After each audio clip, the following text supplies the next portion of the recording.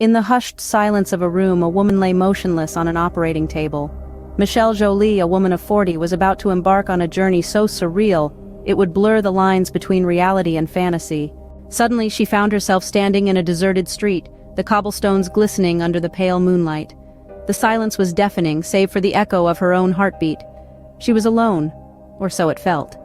A chill ran down her spine as she recalled the first time she'd set foot on this street. It was during her childhood, in a dream that had haunted her for years. The street was in a small, forgotten town, a place she had never visited, yet seemed so familiar. In the distance, a clock tower struck midnight, its eerie sound reverberating through the empty street.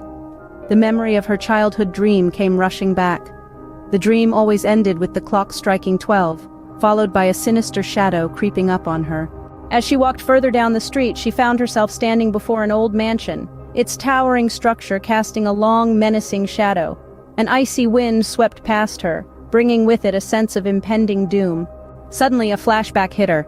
She was standing at the entrance of the mansion, a little girl of 10, clad in a white summer dress. She remembered the feeling of dread as she pushed the heavy door open, the squeak of the hinges echoing in the large, empty house. In her hallucination, Michelle entered the mansion, each room revealing a different aspect of her past. She wandered through the hallway, the library, the kitchen, each room a snapshot of a forgotten memory. Yet each memory was distorted, twisted into something dark and unsettling. The more she explored, the more she realized that this mansion was not just a figment of her imagination. It was a manifestation of her subconscious, a labyrinth of her deepest fears and anxieties. In the grand library, she saw her younger self huddled in a corner, fear etched on her face. She remembered the feeling of helplessness, the fear of the unknown. Suddenly, she saw a shadow creeping up behind her younger self. A jolt of fear ran through her as she realized what the shadow represented. It was her own fear, her own anxiety.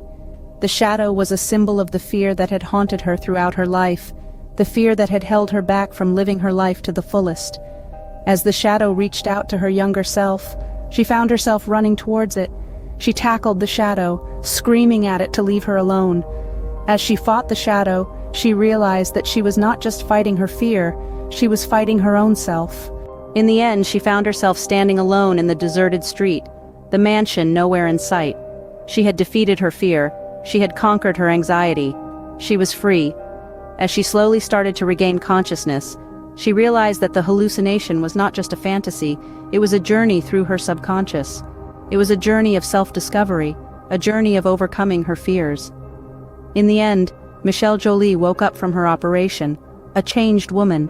She had faced her fears, she had confronted her anxieties, she had emerged victorious. And so, in the quiet confines of an operating room, a woman had embarked on a journey so surreal, so enlightening, it had changed her life forever. Jollie, a woman of 40, had conquered her fears, she had faced her demons. She was free. And that, dear listeners, is the end of our tale. A tale of fear, a tale of self-discovery, a tale of victory, a tale of Jollie, a woman who had dared to face her fears, who had dared to confront her demons, a woman who had emerged victorious, a woman who was free. And so, as we bid adieu to Jollie, we leave you with this thought. Fear is just a shadow, a manifestation of our own anxieties. Conquer it, and you will be free.